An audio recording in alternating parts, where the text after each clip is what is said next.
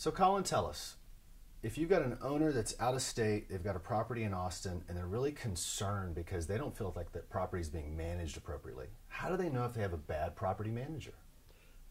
The answer to that's easy. If you are wondering about your property manager, you probably have a bad property manager. A good property manager should have a schedule with an open line of communication to where you're ignoring their emails because there's too many than the other way around. There should be a system in place, whatever the system is, that educates you about when a deposit is made, when a repair is requested, when an expense is taken out of the rent, and when the condition of the property is checked up on. The most important things that property managers do isn't collecting checks, because if that was all there was to it, everyone would be their own property manager. The most important thing a property manager does is maintains the property in the condition you expect it to be in, and puts in tenants that create no issues for you, so there is less work. Going forward throughout a lease, you should have an accounting, whether it's Excel, whether it's through an online portal, however they choose to do it. It's about education and communication. And if you don't have those, then you probably have a bad property manager.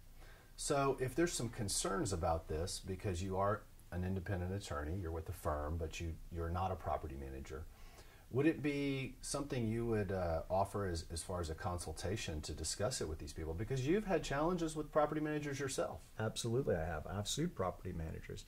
I don't like to, because it usually means that someone's in a bad place. I never recommend going to an attorney first. We don't make things better by showing up when we can usually have a simple conversation, correct what a good person should do.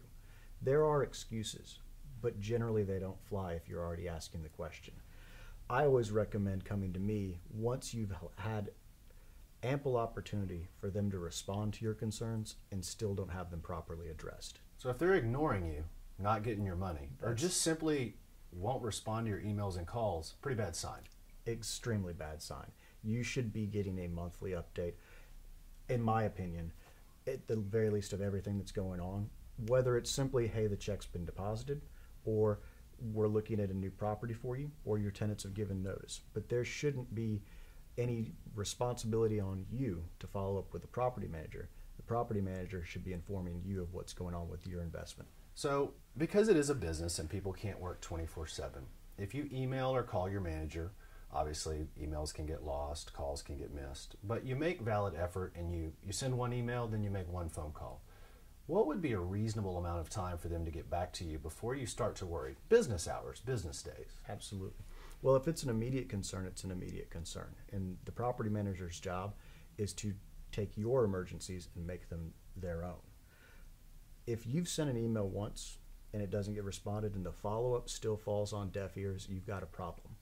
The line, "I'm frustrated with your communication," should light a fire in any good property manager's backside. If that doesn't do it, then it's not going to do it in the future either. And that's when you need to start considering what your options are.